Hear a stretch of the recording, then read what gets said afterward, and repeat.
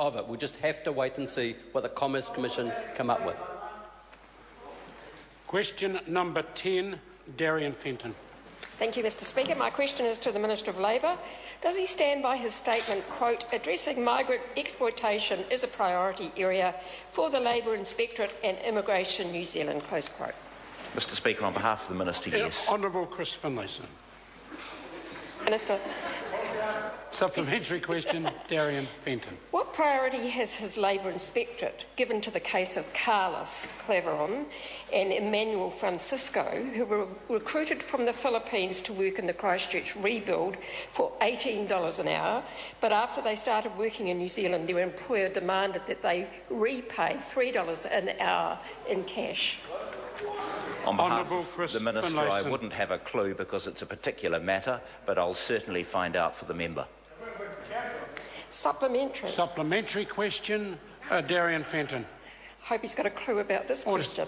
What advice has he had from the Minister of Immigration about workers like Carlos and Emmanuel, who came to New Zealand after paying $15,000 to an immigration advisor who was publicly reported as scamming other Filipino workers last March, then censured and fined, but who is still operating as a licensed immigration advisor? Honourable Chris Finlayson. On behalf of the Minister, I wouldn't have a clue because it's a particular matter, but I'm very happy to make inquiries and check up for her. How embarrassing. How embarrassing. Supplementary question, Darien Fenton.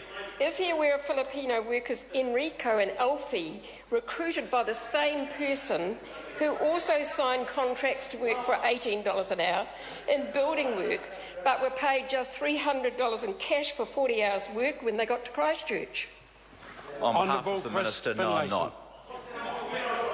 Supplementary. Supplementary question, Darien Fenton. One more try to the Minister. How can he say he is addressing migrant exploitation when these and other workers were not paid holiday pay, not given smoko breaks despite working 10-hour days, not paid for all the hours they actually worked, and asked to work on a site that was labelled with asbestos warnings? Honourable Chris Finlayson. On behalf of the Minister, quite easily, but the member has raised particular matters with me. I've said that I would make inquiries about them if she gives me chapter and verse.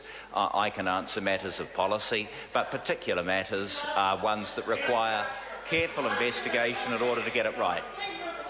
Question number 11, Paul Goldsmith.